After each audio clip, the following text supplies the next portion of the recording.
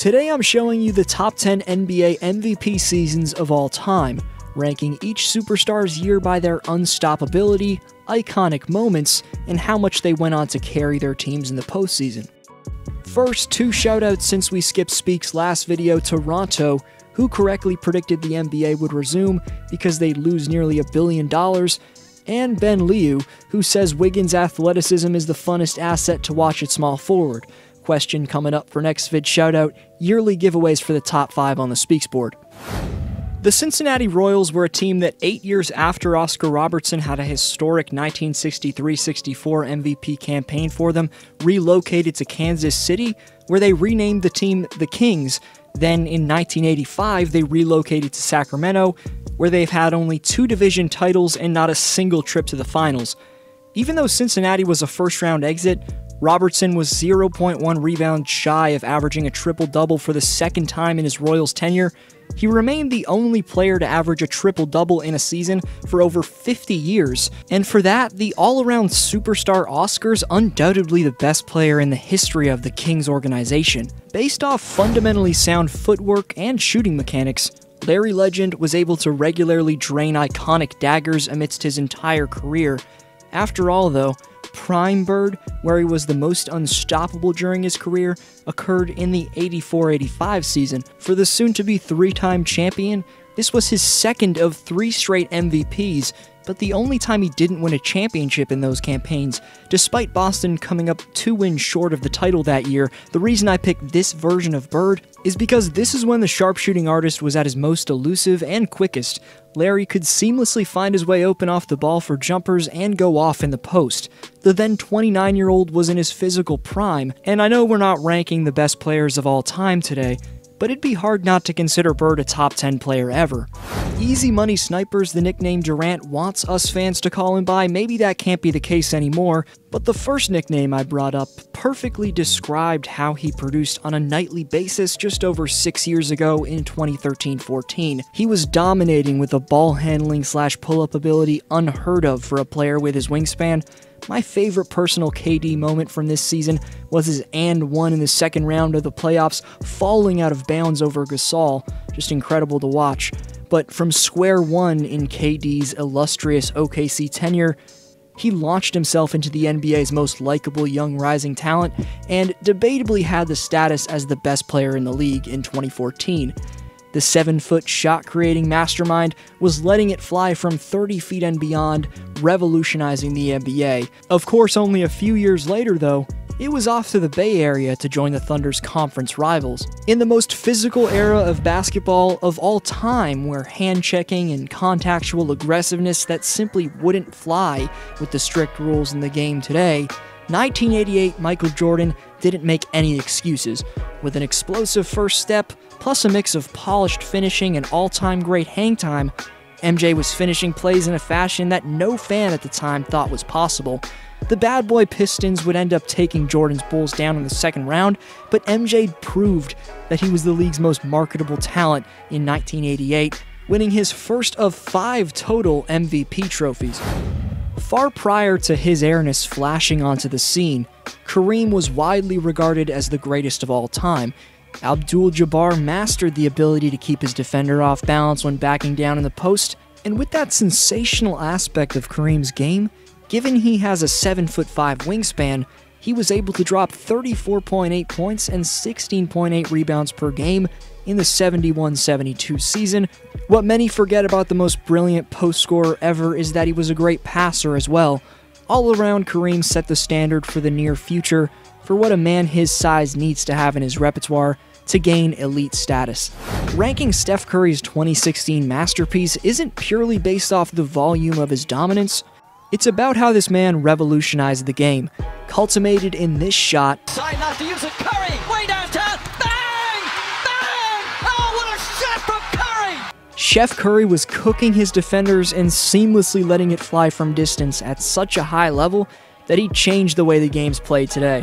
Curry's 2015 and 2016 MVP seasons had a big impact on the three-point shot in today's NBA, being deemed as an essential factor for a perimeter player to have in his game.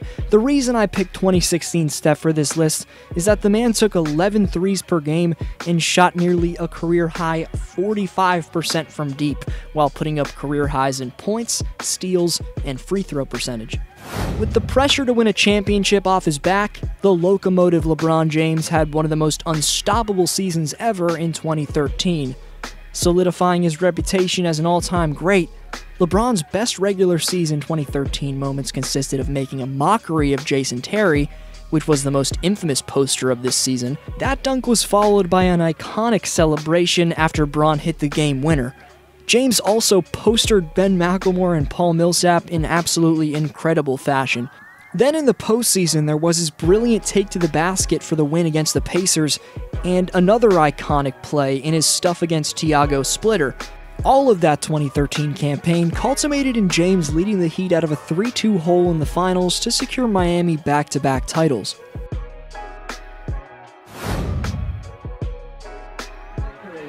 It's a pleasure to watch you grow.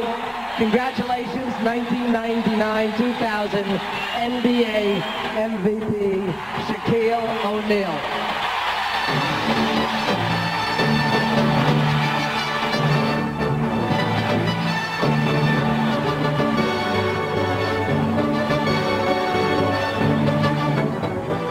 First of all, I'd like to thank Phil Jackson, the real coach of the year.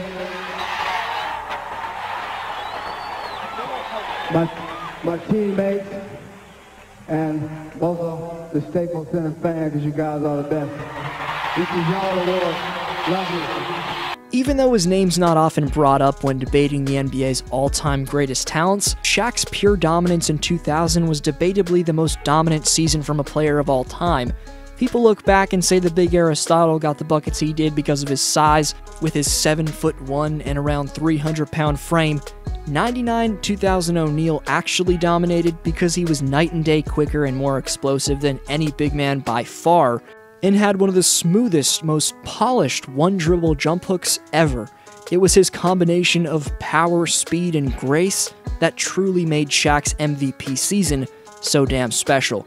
The Lakers captured their first of 3 consecutive titles, with Shaq averaging an insane 38 points, just under 17 rebounds, and 2.3 blocks in the NBA Finals. 2 numbers in his stat line are proof to why Chamberlain earns the #2 greatest MVP season of all time: 33.5 points and 24.6 rebounds. That was this man's stat line in 65-66. Of course, people are going to make the argument he didn't have competition, and yes, this insane year from Wilt came a few years before Kareem entered the league, but he still had to deal with developed star bigs like Nate Thurmond, Walt Bellamy, Wayne Embry, and Chamberlain's toughest task at the time was none other than one of the best defenders at center ever, Bill Russell. Wilt's 7'8" wingspan, relentless hustle, in an insane 47.1 minutes per game allowed him to tear through any defense offensively, but he also had one of the best fadeaways in the post that you'll ever see. He's the best rebounder of all time, and his shot blocking puts him in the debate for the best rim protector ever.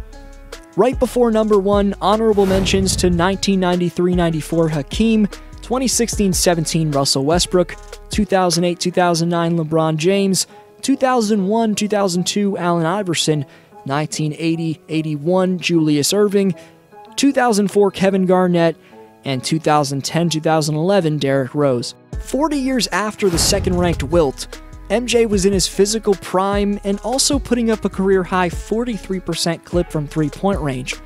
Michael's shooting and athletic prominence simultaneously were at their highest level in his career. Jordan also mastered the mid-range game, and whether it was his post-fade or shifty one-dribble pull-ups, that shot was also at its peak during the 95-96 campaign. What many fail to truly take into account when arguing against MJ's GOAT status is his perimeter defense. He was undoubtedly the most intimidating force in the game at guarding the perimeter. This campaign saw Jordan win his first championship in 3 years for his staggeringly outstanding two-way production from October all the way through June. 96 Michael Jordan was an easy choice for this #1 spot. For more intriguing top 10s, along with other NBA lists, rankings, stories, and predictions, subscribe so you don't miss anything. Follow me on Instagram at dflowhoops and check out how accurate my 2020 return predictions were in my last vid if you missed it. This was D-Flow. I'll see you next video.